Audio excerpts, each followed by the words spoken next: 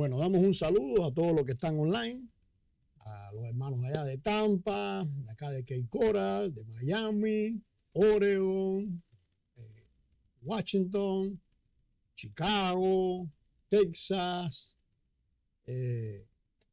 México, El Salvador, Honduras, Cuba, Puerto Rico. Así que todos estos hermanos que si se me quedan algunos afuera, de seguro, pues me disculpan, pero les mandamos un saludo a todos. Estamos en la porción número 20 y uno de los textos de la porción se encuentra en Romanos capítulo 8 y es un texto muy interesante. Como muchas veces he dicho, tenemos un gran problema que durante siglos ha sido puesto a un lado. Y si tú tienes un problema que lo pones a un lado y no lo analizas, no lo tienes en cuenta, no le tratas de dar solución a ese problema, pues acarreará otro problema, traerá otras situaciones y será entonces un problema mayor. Y este problema, como he dicho muchas veces en la interpretación bíblica, tiene que ver con el idioma. O sea, tienes todo un volumen de textos que son en hebreo. Tienes unos pocos textos en arameo, pero el pensamiento básico, la cultura que está detrás de todo el texto, es el hebreo. Luego llegas al siglo I, y en el siglo I entonces tienes la enseñanza de Jesús, que fue en Judea, en Galilea, en la zona donde el idioma hebreo era el básico, aunque durante siglos, tratando de darle solución a este problema, los llamados eruditos bíblicos decían que el idioma, una cosa tan absurda, que el idioma principal era el griego y algunos otros dijeron no, el arameo.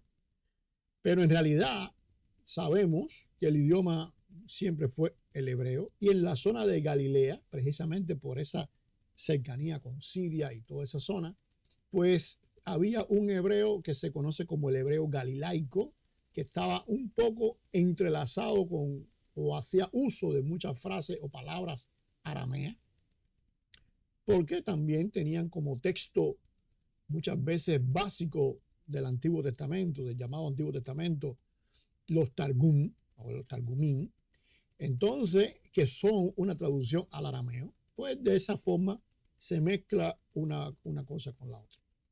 Pero si Jesús, por ejemplo, estaba por eso es que en muchas ocasiones ustedes van a ver que van a identificar a los discípulos de Jesús rápido. ¿Por qué? Por el acento de ese hebreo galilaico, que no es mayoritariamente arameo con algunas añadiduras hebreas, sino es hebreo con algunos usos lingüísticos del arameo, como mismo sucede en el español hoy. Nosotros decimos, en Cuba, por ejemplo, nosotros decimos pullover a lo que en México le llaman playera. Entonces México simplemente agarró una palabra hispana y la moldeó a ese playera, a esa prenda, pero nosotros en Cuba simplemente importamos del inglés el pullover. Entonces, lo mismo sucede con los pantalones cortos. Nosotros en Cuba no decimos pantalones cortos, decimos short. Y es otra importación del inglés. Entonces, simplemente lo que sucedía en Galilea era eso. Pero el pensamiento, la cultura, un pueblo tan tradicional, un pueblo que tuvo tantas peleas internas, producto a la enseñanza, a la ley de Moisés, producto a lo que los profetas decían, producto a esa paradoja o dicotomía entre lo que Dios dice y lo que la gente quiere hacer. En todo ese drama, pues un pueblo tan arraigado a eso, tú no puedes pensar que simplemente iban a dejar un idioma por el otro. Inclusive, hasta hoy tenemos el hebreo, precisamente porque ellos, aún en la diáspora y aún en el exilio, nunca renunciaron a eso. All right. tenemos una gran mayoría que no domina, en la diáspora sobre todo, que no domina el hebreo. E inclusive dentro de Israel tenemos que no se habla el hebreo bíblico, se habla el hebreo moderno. Pero cuando usted entra en el círculo religioso, en la enseñanza religiosa, automáticamente florece el hebreo. Y aunque tenemos idiomas como el ladino, como el yiddish, que son una contextualización de la diáspora, y me refiero a la diáspora porque se supone que es lo más complicado en cuanto a este tema. Tenían, por ejemplo, los sefardí, tenían el ladino para su comunicación diaria, inclusive lo usaban en muchas cosas de su servicio, pero cuando usted habla con el rabinato, cuando usted habla con los gabay, cuando usted habla con ese mundo, pues perfectamente dominan el hebreo. Así que es absurdo pensar que en el siglo I en Israel simplemente se había desechado el hebreo. El hebreo nunca se ha desechado porque es el origen, el idioma fuente de la cultura. Ahora, el texto del Nuevo Testamento nos llegó en griego. Tenemos evidencia histórica donde determinados personajes dijeron que, por ejemplo, el Evangelio de Mateo fue escrito en hebreo y cada cual lo tradujo como pudo. O sea que, según esa evidencia histórica, el hebreo, el Evangelio de Mateo fue escrito en hebreo y lo que nosotros tenemos hoy es una traducción de eso. Vamos a obviar ese tema. Vamos a obviar que se haya escrito en hebreo o no. El Nuevo Testamento. Sabemos que hay cartas que necesariamente se escribieron en griego. Pero supongamos que todo se escribió en griego, porque era más fácil, por todos los argumentos que puedan utilizar. El pensamiento nunca deja de ser hebreo. Aunque te quieran poner un evangelio tan universal, tan internacional, que desecha y pone al lado al judío, al Israel y a todo eso, ese tipo de teología exclusivista y antisemita. En realidad, el hebreo es la cultura base donde se entrelazó la tradición, el diario vivir con el idioma. Así que cuando nosotros leemos el Nuevo Testamento, tenemos un reto gigantesco que es entender en el idioma griego lo que una mente hebrea quiso decir.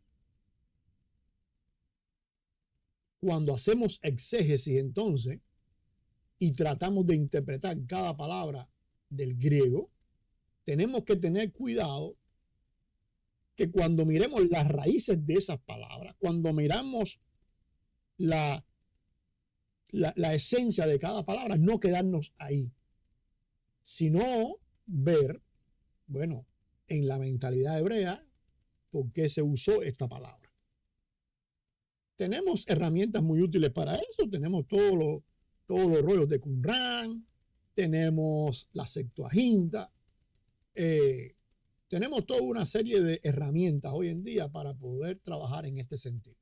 El problema es que después de 2000 años de hacer teología y doctrinas basados en el griego, sin tener en cuenta la mente hebrea, pues nos ha hecho construir determinados postulados que hoy tendríamos para poder hacer un buen uso de esto que estoy hablando del idioma, tendríamos que empezar así de primero, decir esto que se pensó, eliminarlo.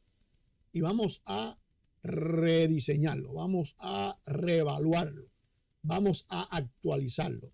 Entonces, hay conceptos que se reevalúan, hay conceptos que se actualizan y hay conceptos que hay que eliminarlos porque están mal. Y ahí es donde mucha gente no quiere meterse en problemas. Bueno, entonces, este texto de Romanos es uno de esos textos.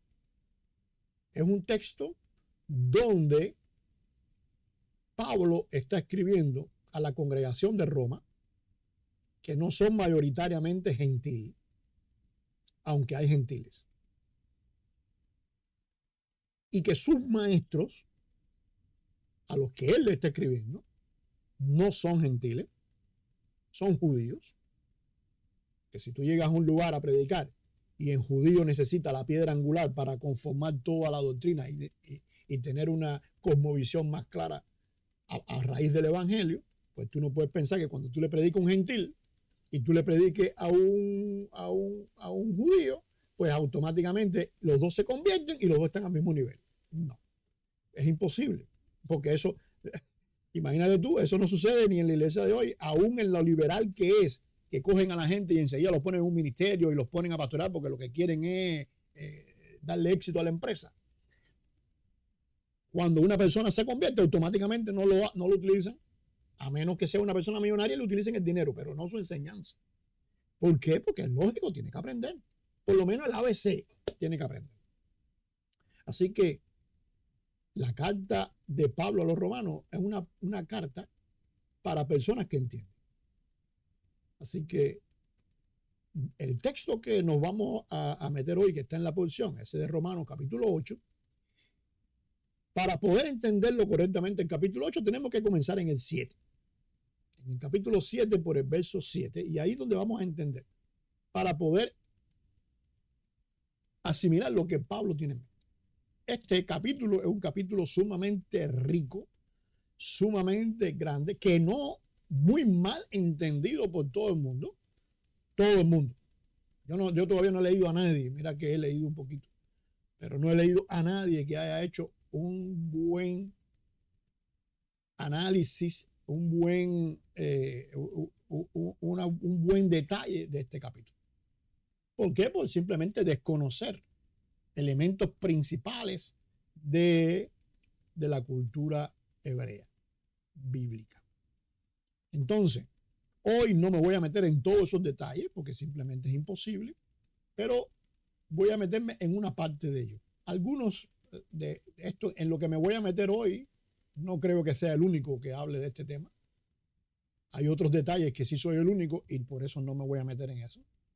Pero sí quiero que tú puedas explorar, puedas entender mejor este texto. Así que vamos al capítulo 7, verso 7 primero, y vamos a leer ahí una parte de todo ese texto, todo ese contexto que Pablo pone base para lo que va a decir en el capítulo 8.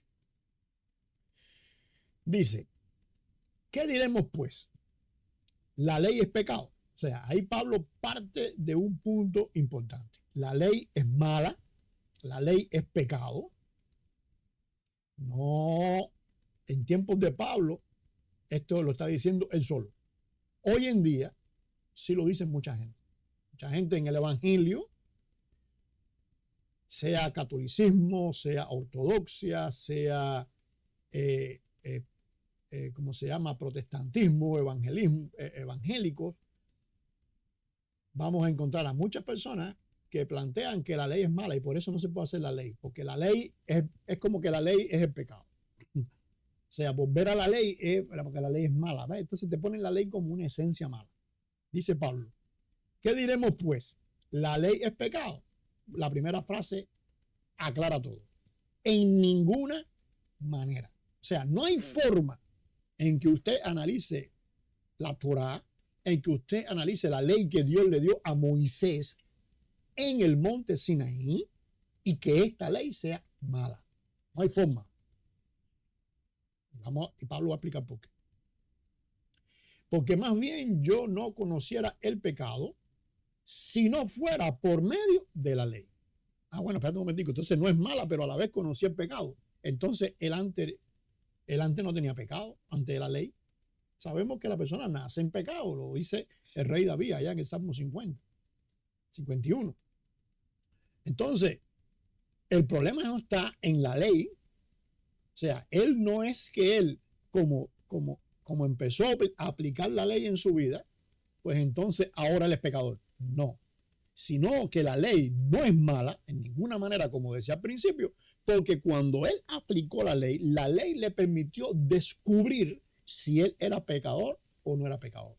Y aunque él no tenía esa intención, Él no tenía esa intención de descubrir eso, porque si tú no sabes que tú eres pecador, tú no tienes la intención de descubrirlo. Entonces, pero cuando él empieza a utilizar la ley, dice, por medio de una ley, fue que entonces conocí ese pecado. De hecho, sigue Pablo, no conociera la codicia, y ahí va entonces a entrar en uno de los puntos de la ley específico. Dice, no conociera la codicia, si la ley no dijera, no codiciarás. Y ahora es cuando viene ese juego de palabras, que si usted no entiende la cultura hebrea, si usted no entiende la Torá, usted simplemente lo mezcla todo.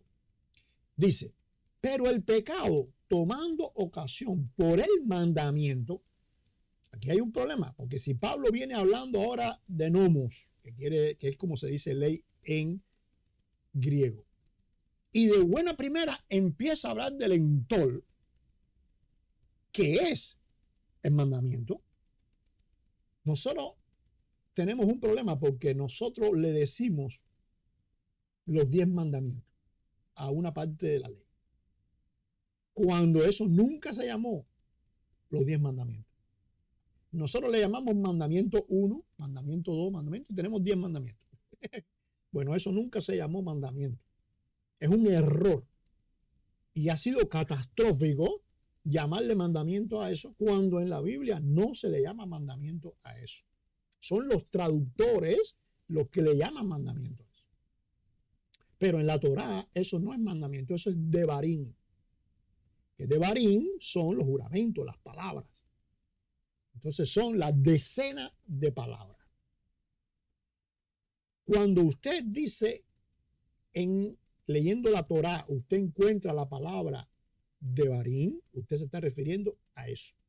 Cuando usted encuentra la palabra mitzvot, usted está refiriendo entonces a los mandamientos. ¿Qué son los mandamientos? 613 mandamientos para hacer. ¿Cuál es el principal de todos esos mandamientos? Amarás a Dios con todo tu corazón, con toda tu alma, con toda tu mente y con toda tu fuerza. ¿Por qué? Porque Dios mandó que eso había que repetirlo en la mañana, en la tarde y en la noche.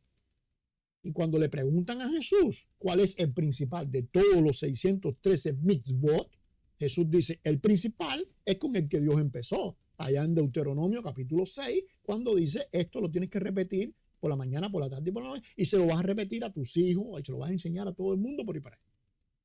Te lo vas a poner en la cabeza, te lo vas a poner en el brazo, lo vas a poner en la puerta. Ese es el principal de los mandamientos.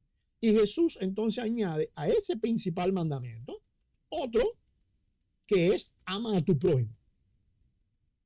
Ama a tu prójimo como a ti mismo. Así que eso es, esos dos conforman el principal. Mitzvot, mandamiento. Entonces, tú tienes 613 mandamientos, que el principal es amar a Dios con todo tu corazón, pero no amar. O sea, no es simplemente la acción de amar, es repetirlo, porque es lo que dice Deuteronomio. Esto lo vas a repetir por la mañana, por la tarde y por la noche. Es lo que se conoce como el Shema. Entonces, tienes 613 mandamientos, cosas para hacer. Yo te mando que hagas esto. Tienes 613 cosas para hacer. Y la principal de esas cosas para hacer es repetir por la mañana, por la tarde y por la noche que tú amas a Dios y que tú amas a tu prójimo. Hacer eso es un mandamiento. Claro está, si tú no amas a Dios, lo estás haciendo por gusto. Y ahí es donde viene el problema que Pablo va a señalar ahora. Dice, pero el pecado tomando ocasión por el mandamiento. ¿Por qué? Porque el mandamiento, en esos 613 mandamientos, aparece una descripción de cómo tú no codiciarás. O sea, no es simplemente no codicia, no. ¿Cómo tú no codicias? ¿Qué tú tienes que hacer para no codiciar? O sea, ¿cómo tú tienes que comportarte con el vecino que está al lado? Si al vecino se le escapó un animal y el animal entró en tu casa, ¿cómo tú te comportas y te relacionas con ese hecho para no traer ese problema? Si tú vas a comprarle a un vecino o a una persona, vas a comprarle algo, bueno, ¿qué tú tienes que hacer cuando vas a comprar? Tener en cuenta para no codiciar. Entonces tienes dentro de esos 613 mandamientos, tienes un grupo que te va a decir lo que tienes que hacer para que no codicies. ¿Qué pasa entonces?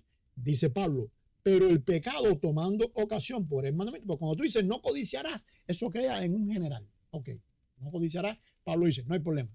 Pero cuando empiezo a hacer los mandamientos, me doy cuenta que no puedo cumplirlo. Me doy cuenta que hay un problema ahí. Y dice, eso produjo en mí codicia. Porque sin la ley el pecado está inactivo. O sea, yo sé que codiciar es malo. Y yo estoy aquí y no hago nada. Yo no tengo codicia porque yo no hago nada. Yo estoy en una horno de cristal. Cuando yo empiezo a cumplir con eso, es que me doy cuenta que no puedo hacerlo. Y cuando me doy cuenta que no puedo hacerlo a través de los mandamientos, entonces entiendo que estoy incumpliendo con la ley. Y esa es la diferencia que hay entre mandamiento y ley. La ley te dice no lo hagas, el mandamiento te dice lo que tienes que hacer para que eso no sea o para cumplir con eso.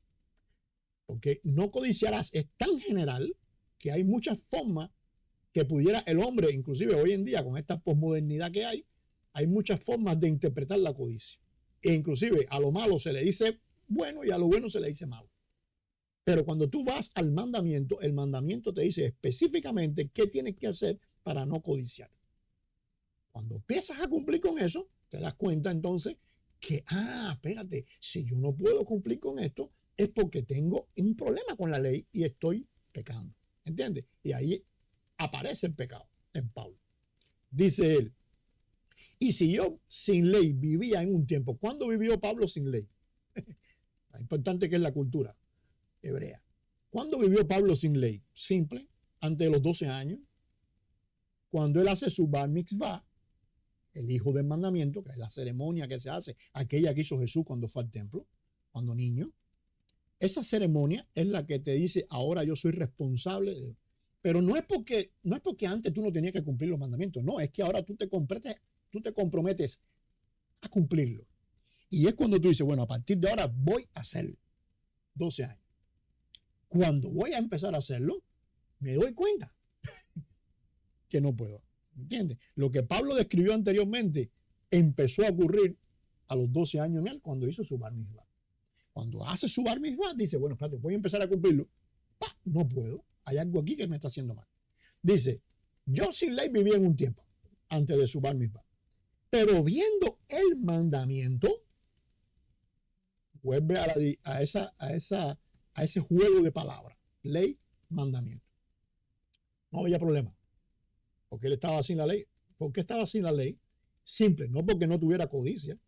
Es porque como no había empezado a hacer los mandamientos, pues no podía darse cuenta que él no podía cumplir con no ser codicioso. Pero venido el mandamiento, el pecado se activó y yo morí. Fíjate que no dice, esta palabra es muy importante, el pecado se activó, el pecado revivió, el pecado empezó a hacer. No porque el pecado no estaba, porque todos nacimos en pecado, sino porque cuando empiezo a tratar, empieza una pelea y en esa pelea el pecado revive. Y porque tomo conciencia de ese pecado. Y ahí es que el mismo mandamiento que era para vida, o sea, si el mandamiento Dios lo dio para que tú sepas cómo hacer las cosas. Entonces es para vida. Entonces dice, y ahí es que el mismo mandamiento que era para vida, así que esto, la primera pregunta con que comenzamos, ¿qué diremos? ¿La ley es pecado? En ninguna manera. Claro, no puede ser pecado, porque el mandamiento es para vida. Así que cuando una persona hoy te dice, no cumpla los mandamientos, porque eso es lo que hace es volverte para atrás. No, el mandamiento no te vuelve para ningún para atrás. ¿Cómo el mandamiento te va a volver para atrás si el mandamiento fue dado para vida? Si tú a través del mandamiento el pecado tuyo revive, es por otra cosa. Y vamos a ver por qué. Y ahí es que el mismo mandamiento que era para vida, a mí, solamente a Pablo, a mí me resultó en muerte. Porque el pecado, tomando ocasión por el mandamiento, ¿cuál pecado? Entonces el mandamiento no es pecado, la ley no es pecado, el pecado entonces está en mí. El pecado toma ocasión por el mandamiento. Me engañó y por él me mató. O sea, me doy cuenta que estoy muerto. Tomo conciencia de mi muerte. En conclusión, la ley a la verdad es santa y el mandamiento es santo, justo y bueno. Así que toda esa gente que te dicen que la ley es mala, que volver a la ley es malo, que hacer las cosas de la ley es malo, simplemente están en contra de Pablo. Y hubieran apedreado a Pablo por culpa de ellos en el templo, porque eso es la acusación que le hicieron a Pablo cuando fue al templo en Pentecostés. A Pablo lo acusaron precisamente de eso. Aquellos días que él estaba haciendo voto. Esta gente no vieron que él estaba haciendo un voto de nazareo, que es un sacrificio tremendo. Y ellos dijeron, no, él está luchando y él enseñando que la ley es mala. ¿Cómo que está enseñando que la ley es mala si él está haciendo un voto de nazareo? Están locos. Entonces, pero hoy la teología durante muchos siglos se ha dedicado a decir eso, la teología cristiana. Como decía ahorita, católica, ortodoxa, protestante, evangélica, se ha dedicado a decir eso. Han difamado de Pablo. Entonces dice Pablo, en conclusión, la ley a la verdad es santa y el mandamiento es santo, justo y bueno. Y va a continuar en versículo 13. Luego, lo que es bueno vino a ser muerte para mí. O sea, no, porque la ley no mata, ni el mandamiento mata. Dice, en ninguna manera, sino que el pecado, para mostrar el pecado, dio como resultado en mí la muerte por medio de lo que es bueno. Vuelve a recalcar, la ley, el mandamiento es bueno. Entonces, es bueno por dos razones. Primero, porque te va a guiar, te va a orientar. Y es bueno porque va a permitir que tú descubras lo que en realidad hay en tu corazón.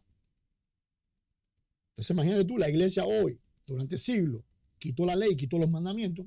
Eso es una historia que se cuenta del pasado en algunos contextos cuando se lee el Antiguo Testamento. Entonces, la persona no tiene filtro para saber si realmente nació de nuevo. Porque la única forma que tú tienes para saber que nació de nuevo no es que tú sientas en tu corazón, porque no hay nada más engañoso que el corazón del hombre. No es que tú sientas que es importante, porque no hay nada más mentiroso que el propio hombre. Sino es que tú tengas una herramienta dada por Dios para decir, espérate, aquí están mis frutos espirituales. Y mis frutos espirituales se ven a través del mandamiento. Lo demás es lógica, lo demás es análisis, lo demás es engañoso. Por eso tenemos entonces una iglesia a través de la historia, matando, crucificando, dando candela, traicionando, haciendo las bajezas más grandes. No en un 100% de todos los que han sido cristianos, pero en una gran parte de la iglesia. Tenemos, por ejemplo, yo siempre hablo de esa colección de tomos gigantescos que se llama La historia criminal del cristianismo, donde una persona se dedicó a recolectar toda esa información de criminalidad de cristianismo. ¿Y por qué han habido esos criminales bajo el nombre de cristianos? Porque simplemente ni ellos tienen el filtro para saber si nacieron de nuevo, ni la iglesia tiene el filtro para decirle a ellos, mira, usted no cumple con esto, usted se tiene que ir de aquí. Usted no puede hacer esto. O mira, mi hermano, tú tienes este problema, vamos a orar porque tú no has nacido de nuevo. Entonces la iglesia no tiene esa herramienta. La iglesia no tiene la herramienta como en Primera de Corintios, cuando Pablo le escribe a los Corintios y le dice, ¿cómo es posible que no haya entre vosotros alguien que juzgue este caso de esta persona que está incumpliendo con lo que enseña la Torá, con lo que enseña la ley, los mandamientos, con lo que enseña los mandamientos? ¿Cómo ustedes no son capaces de juzgar eso? Entonces, Pablo regañó a esa iglesia por eso. Bueno, hoy tendría que regañar a toda la cristiandad. Y a lo largo de los siglos regañar al 90% de la cristiandad. Dice entonces, para que mostrara el pecado, dio como resultado en mí la muerte por medio de lo que es bueno, a fin de que por el mandamiento el pecado llegase a ser sobremanera pecaminoso. O sea, yo tengo el pecado, ¿qué quiere decir? Ahorita cuando decía que estaba inactivo y que era activo, quiere decir que el pecado lo tengo. Pienso, inclusive empiezo a estudiar la ley y la ley me dice no codiciará, no hay problema, yo no codicio. En mi análisis, en mi lógica, yo no codicio. Cuando empiezo a poner los mandamientos en práctica, me doy cuenta que no puedo cumplirlo. Entonces, ¿qué pasó? Que ese pecado llega a ser sobremanera pecaminoso. Espérate un momentico, lo que tengo es esto. Entonces hay un problema aquí conmigo. Dice Pablo, porque sabemos que la ley es espiritual. Oye tú, cristiano de hoy, sabemos que la ley es espiritual, pero yo soy carnal. Entonces el problema no es la ley. Entonces si yo nací de nuevo y ahora tengo el espíritu, ¿cómo yo voy a pensar que la ley es un problema? La ley no puede ser un problema para mí. Nunca la ley va a ser un problema para una persona que no tiene problema. La ley no fue un problema para Jesús. Jesús cumplió la ley completa. ¿Por qué Jesús cumplió la ley completa? Porque él no tenía problema. ¿Por qué los discípulos no podían cumplir? Aún teniendo a ir a él adelante, no podían cumplir. Se fajaban entre ellos, codiciaban. No, en tu reino este se siente a tu derecha, el otro a tu izquierda. Se fajaban porque estaban codiciando. ¿Y por qué codiciaban? En el caso de solo de codiciar. Porque el problema estaba en ellos. ¿Por qué Jesús no codiciaba? Porque el problema no estaba en él. ¿Entienden la cosa? Porque sabemos que la ley es espiritual, pero yo soy carnal, vendido al pecado. Entonces, cuando Pablo analiza todo eso y entra en un debate entre lo que quiero hacer, no lo hago, porque entonces, ve, el pecado es el que está reaccionando en su vida. Termina diciendo, yo soy un hombre miserable. Algunas traducciones dicen miserable de mí. Yo soy un hombre miserable, sería la mejor traducción. ¿Quién me rescatará de este cuerpo? Y cuando habla de cuerpo no es solamente carne, es de todo lo que conforma al ser humano. ¿Quién me librará de este cuerpo, de esta muerte? O sea, es un cuerpo que representa la muerte. Me ha invadido, es un cáncer. Me ha invadido totalmente. Entonces, cuando terminamos este contexto de lo que Pablo le va a decir en el capítulo 8, el contexto que Pablo está tratando, contexto, quiero decir, específico, es ese. Hay un dilema entre la ley y yo, y no porque la ley sea mala, sino porque yo no puedo cumplir con ella. ¿Con qué cosa de la ley específicamente? Con los mandamientos. A la hora de yo hacer las cosas es que no puedo hacer. Y me doy cuenta entonces que soy un miserable, que me voy a pasar toda mi vida en eso. Por eso Pablo terminó persiguiendo a los cristianos. La ley dice no matará y él estaba matando. Entonces, él terminó haciendo lo que no tenía que hacer. Y estaba matando por considerar que ellos estaban haciendo cosas que no tenían que hacer. Hasta que se encuentra entonces con Jesús. Cuando se encuentra con Jesús, se da un problema. Miserable de mí. ¿Quién me va a librar de esto? Ya, estoy embarcado, no puedo, no hay forma de que yo pueda resolver este problema. Porque si es un cáncer, ¿cómo yo resuelvo ese problema? Yo no tengo los recursos para hacer. Cáncer pecaminoso. Así que llegamos entonces al capítulo 8 y ahora vamos a salir de ese contexto y vamos a meternos en los detalles del capítulo para entenderlo ahora mucho mejor. Dice, ahora pues ninguna condenación hay para los que están en Cristo Jesús. Entonces, la ley condena, pero ahora vamos a quitar esa condenación, dice Dios. Primera cosa. Dice, los que no andan conforme a la carne, sino conforme al Espíritu. ¿Qué quiere decir que andas conforme a la carne? Que no andas conforme a la carne, sino conforme al Espíritu. Uno de los mandamientos, el principal, dice, ama a Dios con todo tu corazón, con toda tu alma y con todo tu mente. ¿Qué cosa sería en la carne eso? Simple. Voy al culto, hago mis oraciones, donde quiera estoy diciendo que yo amo a Dios y donde quiera amo a Dios. ¿Qué quiere decir en espíritu? Que yo trato de hacerlo desde aquí adentro y me comprometo con ese hecho de hacerlo desde adentro. Pablo no está diciendo todavía cómo se logra eso, ¿no? Es lo que está diciendo, está marcando la diferencia. Uno tratan de hacerlo exteriormente, el otro trata de hacerlo desde el interior. No trata, lo hace. Entonces, cuando tú lo haces desde el interior, eso está marcando una diferencia. Porque la ley del espíritu de vida, ¿cómo que la ley? Si me había dicho que la ley, dicen la gente, ya Pablo no lo ha dicho, Lo dice la gente, la ley es mala. Espérate. La ley del Espíritu, porque es la forma en que se puede también hacer la ley. La ley la puedes hacer en la carne, la ley la puedes hacer en el Espíritu. Dice, la ley del Espíritu de vida en Cristo Jesús, y ahora aparece no tan solo la ley del Espíritu, sino ahora le agrega una palabra, de vida. ¿Por qué?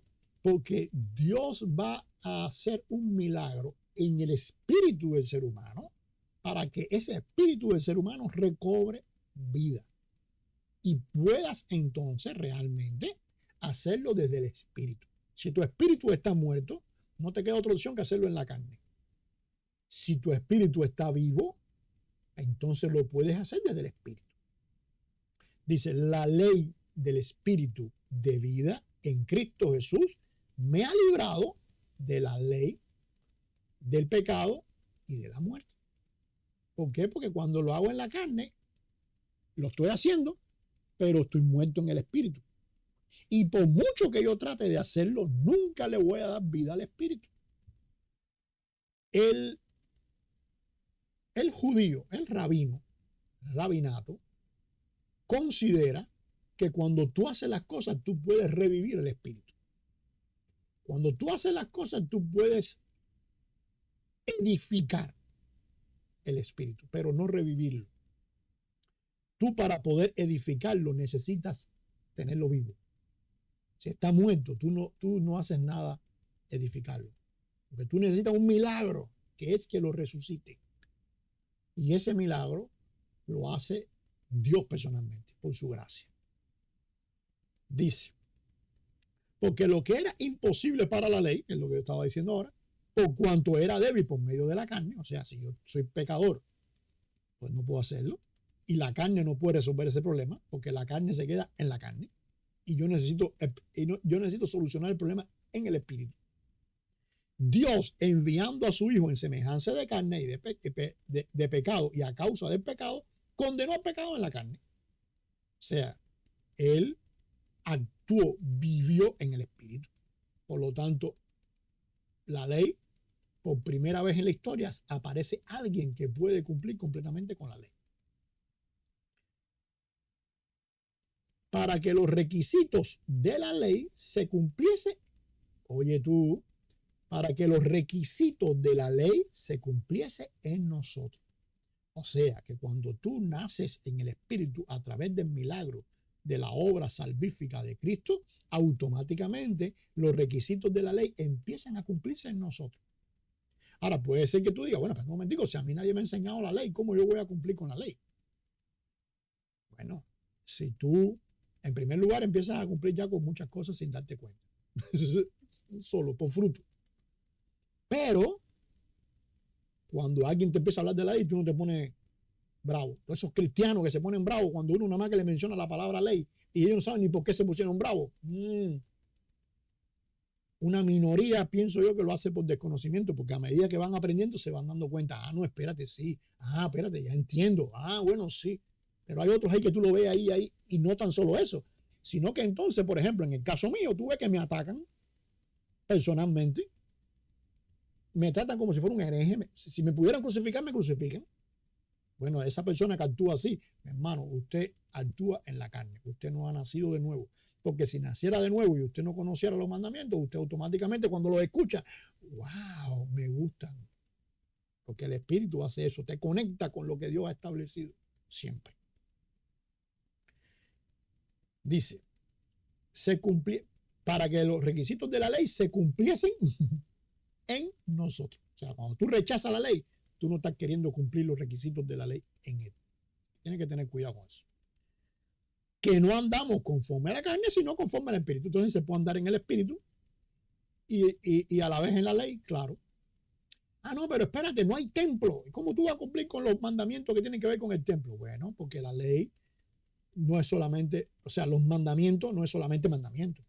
Mandamientos, hay distintos tipos de mandamientos y hay mandamientos que se actualizaron. Y si tú lees el libro de Hebreos, a la carta a los Hebreos, pues entonces tú vas a entender ahí qué mandamientos ahí se transformaron. Por ejemplo, ahora tenemos un sacerdocio que no es según la herencia levítica, sino que tenemos un sacerdocio para todo el mundo. Entonces, hay cambios, hay mandamientos que se reajustaron. ¿Por qué? Porque son un tipo de mandamiento que se llama Juquín. Y por ahí te invito a ver la temporada de los mandamientos en el programa que tenemos ahí en nuestro canal de la Biblia bien leída, y te vamos a explicar eso. Dice, porque los que son de la carne piensan en las cosas de la carne, pero los que son del Espíritu en las cosas del Espíritu. Entonces, si la ley se cumple en nosotros, los requisitos de la ley se cumplen en nosotros. ¿Qué son los requisitos de la ley? Los mandamientos. Si los mandamientos se cumplen en nosotros, quiere decir que estamos pensando en las cosas del Espíritu. Desde adentro. Continúa el texto. Porque la mentalidad de la carne es muerte, pero la mentalidad del Espíritu es vida y paz. No es que produce la vida nuestra forma, no, es el Espíritu el que produce la vida en nosotros. Y ese Espíritu produce la mentalidad, la profundidad de pensamiento en el Espíritu. Y todo un bagaje de matices de lo que el Espíritu hace.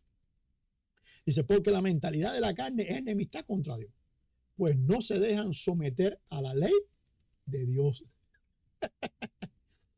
O sea que el Espíritu te va a guiar a someterte a la ley de Dios. Por eso los que han vivido según la carne no pueden agradar a Dios. Pero vosotros no vivís según la carne, sino según el Espíritu, si es que el Espíritu de Dios mora en vosotros. Y si alguno no tiene el Espíritu de Cristo, no es de él. Luego, si Cristo está en vosotros, el cuerpo en verdad está muerto a causa del pecado, pero el Espíritu es vida a causa de la justicia. Y estos son otros temas que en otro momento nos meteremos. Porque cuando dice ahí, el cuerpo en verdad está muerto, pero ¿qué cuerpo este? ¿A qué tú te refieres con eso? ¿A qué te refieres cuando menciones la palabra miembros de mi cuerpo? Bueno, es que el ser humano no está conformado solamente de cuerpo, alma y espíritu. Y esa pelea de dicotomista y tricotomista, como siempre digo, es un absurdo teológico precisamente por reducir la enseñanza divina a la exégesis griega. Cuando usted tiene que entender el lenguaje divino, la cultura que Dios fue creando en la nación de Israel, para entonces a partir de ahí entender lo que ese hebreo de hebreos llamado Pablo explicó o nos llegó a nosotros en griego. Pero no puede reducirlo al idioma griego, porque entonces está reduciendo la mentalidad de Pablo a eso. Y Pablo es hebreo de hebreos, a mí me lo dice. El cuerpo en verdad está muerto a causa del pecado, pero ya le decía, no me voy a meter en eso por ahora. Pero el espíritu es vida a causa de la justicia. Entonces, si el espíritu de aquel que levantó de los muertos a Jesús mora en vosotros, el que levantó, ¿ve? Este es el milagro. O sea, Jesús resucita porque un milagro. Está muerto, está muerto. Lo que le toca es pudrirse y lo que le toca es desaparecer, como todos los cadáveres que tenemos de ese siglo que han desaparecido la mayoría. Pues entonces lo que toca es desaparecer. Pero hay un milagro y ese milagro es ejercido porque, dice aquí, Dios lo levantó de los muertos. Dice entonces, el que levantó de los muertos a Cristo Jesús, que es el Espíritu, vivificará también vuestros cuerpos mortales por medio del Espíritu que mora en vosotros. Y eso está en futuro, vivificará. Entonces hay un debate ahí que no me voy a meter. Pero lo que está diciendo es que cuando tú eres resucitado en el Espíritu, pues automáticamente usted puede cumplir con esos mandamientos. Los va a entender correctamente, va a entender los que se actualizan, va a entender los que quedaron, va a entender lo que es un mishpatín. Cuando alguien se lo explique, usted simplemente lo va a entender rápido porque lo va a ver claro. De su espíritu va a estar clamando para eso. Dice, vivificará también vuestros cuerpos mortales por medio de su espíritu que mora en vosotros. Así que, hermanos, deudores somos, no a la carne para vivir conforme a la carne. O sea, no se puede seguir cumpliendo los mandamientos igual. Hay que cumplir los mandamientos en el espíritu, porque si ya tenemos espíritu, ya fuimos regenerados, ya fuimos hechos nueva criatura, pues ahora podemos cumplir con conciencia espiritual. Como decía anteriormente Pablo, con mentalidad del espíritu.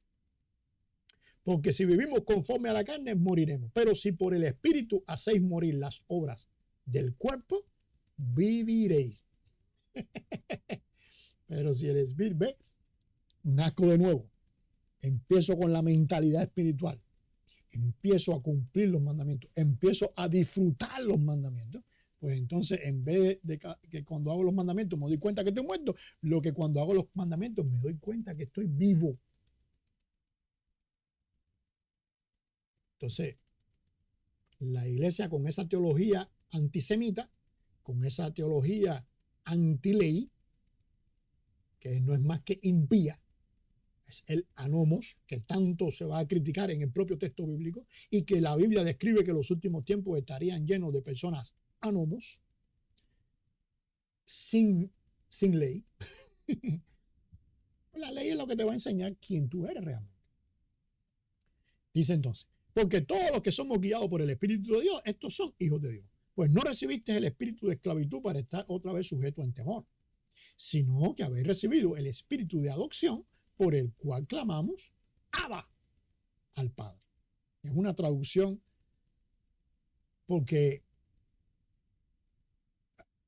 hay dos, no quiero meterme mucho en esto para no ser tedioso en el tema del idioma, pero cuando dice Abba Padre, esas traducciones que dice Abba Padre, esos dos sustantivos unidos así no se pueden traducir así. Menos cuando uno está en vocativo y el otro está en nominativo. La correcta traducción es Abba al Padre. ¿Y por qué dice Abba al Padre? Porque Abba es el hebreo. Ahí empieza esta teología moderna que está precisamente inventando, basado en no, que papaíto, que papacito, que pipipito. No, no, no, no. Eso no, Pablo no está hablando de eso ahí. Abba es, cuando se dice Abba, se lo dice un niño a un padre en el hebreo. Sobre todo en el hebreo moderno, en el antiguo y en todo. Tú dices Abba, es ese papaíto, ese que no es papaíto, es papá. Tú vas a ver personas yo conozco personas que le dicen a su papá, oye papá, y no es que no le están tuteando, es que papá, ya el hecho de que un hijo se lo está diciendo a un padre, ese es el tuteo. No es necesario decir papaíto, pupitico, no es necesario hacer eso. Cuando esa gente se ponen a hacer eso y dice que el espíritu los guió a eso, lo que está en un teatro, eso es un teatro, eso no es lo que Pablo está diciendo. Claro, porque lo que deberían darse cuenta que ese teatro lo que está haciendo es simplemente mostrando una personalidad y mostrando determinadas características de los seres humanos que pudieran indicarte que no estás cumpliendo con mandamiento y pudieran indicarte que estás reviviendo el pecado que está en ti porque no has nacido de nuevo. Y no estoy diciendo que todos los que dicen papaíto y pipito y todas esas cosas no han nacido de nuevo, pero un gran número de personas que lo repite como tocodoro, como papagayo, pues simplemente está siendo o mostrando su pecado. Algunos de ellos. Entonces, Pablo lo que está diciendo aquí, que clamamos Abba, porque es en el hebreo, o sea, esa relación con Dios nos va a llevar a cumplir con la ley, que está en hebreo. Nos va a llevar a cumplir, nos va a arraigar con esa esencia que Dios dio precisamente para que la persona pudiera saberlo. ¿A quién se le dice Abba? Al Padre. Padre, y Pablo lo explica ahí, al Padre. Dice, termina entonces, y esto no es parte de la porción, esta última oración no es parte de la porción, pero como mismo leímos el contexto anterior, vamos a leer también algo del contexto posterior, dice, el Espíritu mismo testifica a nuestro espíritu que somos hijos de Dios. ¿Cómo lo interpreta en el griego este gnóstico que nos ha llegado hasta hoy? ¿Cómo interpreta la iglesia eso? Simple. No, porque el Espíritu testifica. Yo lo sentí. Yo, mira, me ericé. Yo lo sentí. No, eso no es eso. ¿Cómo el Espíritu testifica? Con todo lo que Pablo te ha dicho hasta aquí. Que cuando usted puede entonces someterse a esa ley y cumplir con esos mandamientos, pues automáticamente usted está testificando que tiene el Espíritu. El Espíritu lo guió a eso. El Espíritu mismo testifica con, fíjate que dice, con nuestro espíritu, no a nuestro espíritu. O sea, el Espíritu agarra a tu espíritu, y cuando el Espíritu agarra a tu espíritu, lo lleva caminando por esos mandamientos de Dios. Y eso entonces es lo que nos demuestra que somos hijos de Dios. Quiero terminar entonces este tiempo de exposición con esa exhortación de que podamos someternos conscientemente a los mandamientos para disfrutarlo. No tengas miedo, disfruta los mandamientos. Sobre todo esos mandamientos bajo la perspectiva apostólica, la enseñanza de Jesús. Los mandamientos que fueron actualizados, los mandamientos. Trata, vívelo, disfrútalo, aprende de ellos. Si por alguna razón te das cuenta que no puedes con ellos, simplemente arrepiéntete, pídele a Dios que haga un milagro, que haga su obra en ti. Y vas a decir como Pablo, una vez que empieces a hacerlo entonces, todo lo puedo en Cristo que me fortalece. Si ves que empiezas a hacer los mandamientos, te acercas a ellos, empiezas a hacerlo y puedes hacerlo y los estás disfrutando. E inclusive hay algunos que no los entiendes, pero no los rechazas. Hasta que lo logras entender, empiezas a poner en práctica. Porque hemos tenido muchas tergiversaciones. Estamos viviendo en una época de mucha batalla en el campo de la mente. Dios permita que usted pueda caminar y usted pueda disfrutar precisamente de ese regalo por gracia que Dios nos ha dado, que se llama los mandamientos. Dios les bendiga.